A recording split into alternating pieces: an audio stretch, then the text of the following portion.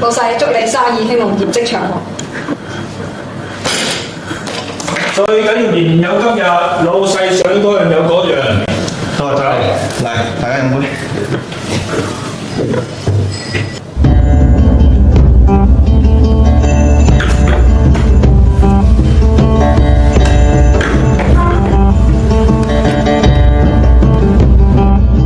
呢幾年我創辦公司，最開心嘅係睇到你哋嘅成長。有你哋5個部門負責人，愛德華有晒 face。出邊好多同學喺度裁員，大家點諗啊？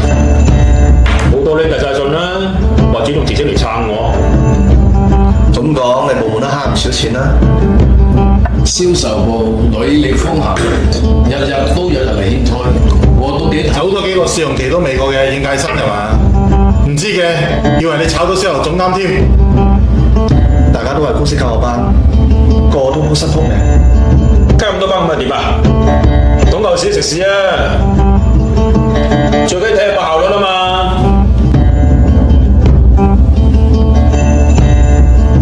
老細，你撐唔撐炒晒班友仔？你哋都咁多靚撐，唔使我都夠啦。我就打刀闊斧嘅啦，到時睇邊捱得住咯。技術部，你嘅部門工資最高，你都好棘手喎。我做緊嘢㗎啦。尋日交上嗰個老係老啲，但勝在機唔夠啊嘛。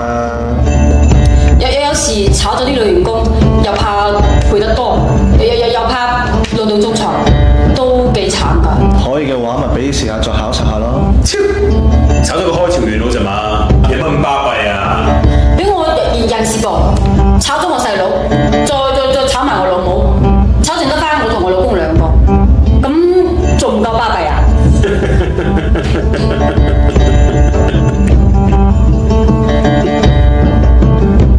老細啊，我想下個月再炒埋我老公啊！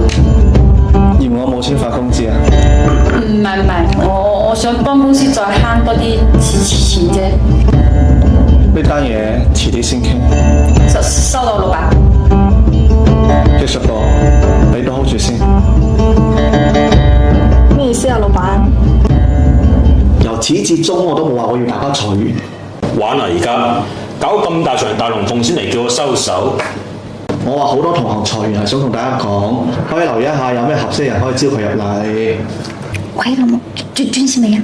未啊，快啲打車翻嚟。公司每一個人都係我兄弟姊妹，陪我出生入死。咁新嚟嗰啲僆仔咧？公司需要新鮮嘅血液先可以時刻保持朝氣同埋創新。咁嗰班老嘢呢？人工高，產能低。